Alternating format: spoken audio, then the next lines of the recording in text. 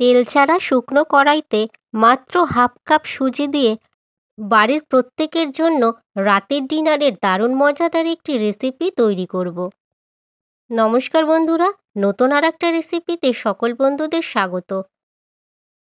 হ্যাঁ বন্ধুরা, মাত্র হাফ কাপ সুজিতেই বাড়ির প্রত্যেকের পেট ভরে যাবে আজকের এই রেসিপিতে। এছাড়া বন্ধুরা, ভিডিওটি স্কিপ না করে আপনারা অবশ্যই পুরো ভিডিওটি দেখতে থাকুন। আর এবারে আমি মূল রেসিপিটি শুরু করছি।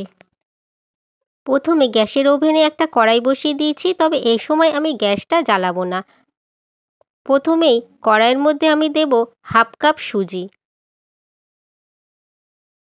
আর তারপরে দিচ্ছি কুচনো পেঁয়াজ,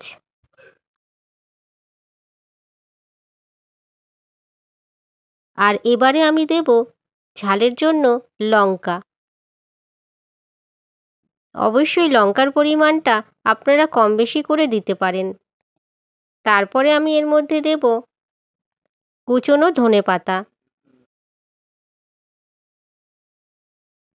আর এবারে দেব একটা ডিম।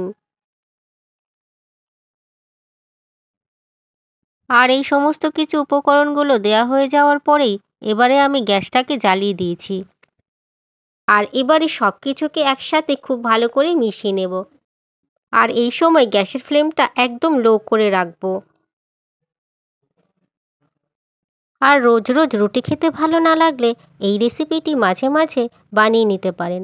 দারুণ একটা রেসিপি, খেতে খুবই ভালো। এছাড়া সুজির এই রেসিপিটি তরকারি ছাড়াও খাওয়া যেতে পারে, চায়ের সাথে অথবা যে কোনো আচারের সাথে খেতে খুবই ভালো লাগবে। সবকটা উপকরণ একসাথে ভালো করে মেশানো হয়ে গেছে। এখন আমি এর মধ্যে দিচ্ছি 1 কাপ ময়দা,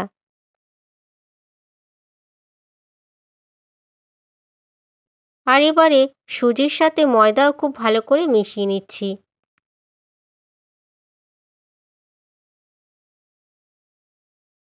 আর এইবারে ময়দার সাথে সব কিছু একসাথে খুব ভালো করে মিশিয়ে নিয়েছি। আর বন্ধুরা, প্রতিদিনের মতন আরও একটি কথা শেয়ার করছি। এখনও যারা চ্যানেলটিকে সাবস্ক্রাইব করেননি তারা চ্যানেলটিকে অবশ্যই সাবস্ক্রাইব করে দেবেন। আর যারা ভিডিওটি ফেসবুক পেজ থেকে দেখছেন তারা অবশ্যই তিয়াশা ফোর্স হাউস পেজটিকেও ফলো করে দেবেন। এবারে আমি এটাকে অন্য একটা পাত্রের মধ্যে নামিয়ে ঠান্ডা করে নেব।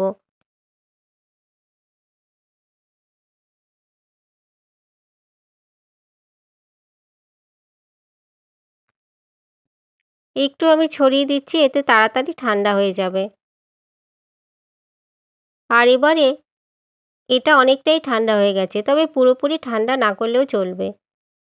এখন আমি এর মধ্যে দেব পরিমাণ মতন স্বাদ অনুযায়ী নুন।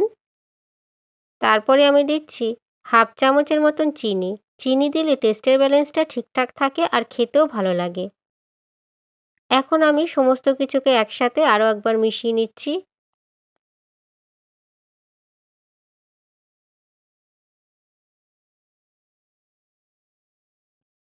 তারপরে আমি জল দিয়ে মাখিয়ে নেব।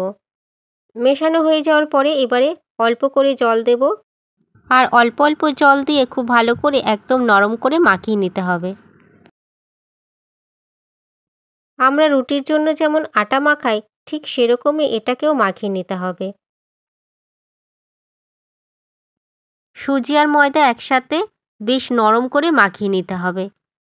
যেহেতু এর মধ্যে সুজি দেওয়া রয়েছে, তাই সুজিটা যখন ফুলে যাবে তখন ডোটা শক্ত হয়ে যেতে পারে, সেই জন্য একটু নরম করে মাখিয়ে নিতে হবে। এবারে এর থেকে আমি ছোট ছোট লেচি কেটে নিচ্ছি।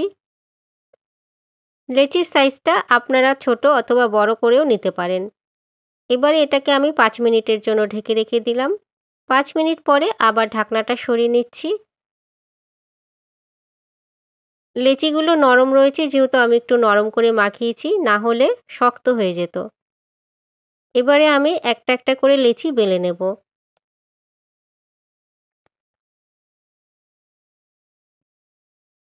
অল্প একটু ময়দার গুঁড়ো দেব, আর ময়দার গুঁড়ো দিয়ে এগুলোকে আমি বেলে নেব। একটু পাতলা করে বেলে নিতে হবে।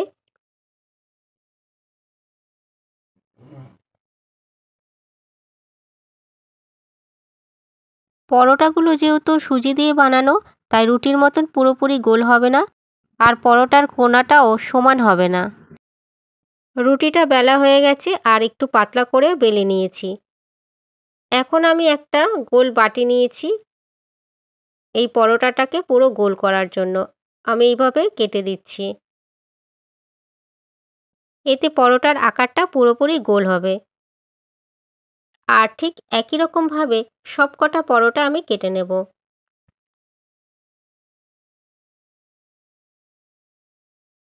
আর এই যে পরোটা খুব সুন্দরভাবে গোলও হয়ে গেছে। এবারে আমি আরেকটা পরোটাও বেলে দেখাচ্ছি। আবারও একটা লেচি নিয়েছি আর ওপর থেকে একটু ময়দার গুঁড়ো দিয়ে আবার লেচিটাকে পাতলা করে বেলে নিচ্ছি। পাতলা করে বেলে নিয়েছি। বেলা হয়ে গেলে এবারে সেই গোল বাটিটা দিয়ে খুব ভালো করে কেটে দেব। তাহলে পুরো সাইজটা গোল হয়ে যাবে।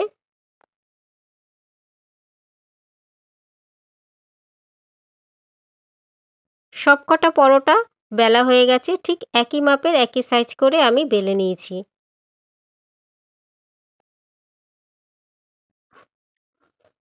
গ্যাসের ওভেনে আরও একবার কড়াই বসিয়ে দিয়েছি। এবার এই কড়াইয়ের মধ্যে একটা একটা করে পরোটা দিয়ে দেব। পরোটাটা প্রথমে তেল ছাড়িয়ে দিচ্ছি। একটু ভালো করে সেঁকে নিতে হবে। এপিঠ ওপিঠ দুপিঠ ভালো করে একটু সেঁকে নেব। পরোটা সেঁকা হয়ে গেছে। তারপরে আমি ওপর থেকে 1 চামচের মতন রিফাইন তেল দিলাম। অল্প পরিমাণে তেল দিলেই খুব সুন্দরভাবে এই পরোটাগুলো ভাজা হয়ে যাবে। এপিঠ ওপিঠ উল্টে পাল্টে খুব ভালো করে আমি পরোটাগুলো ভেজে নেব।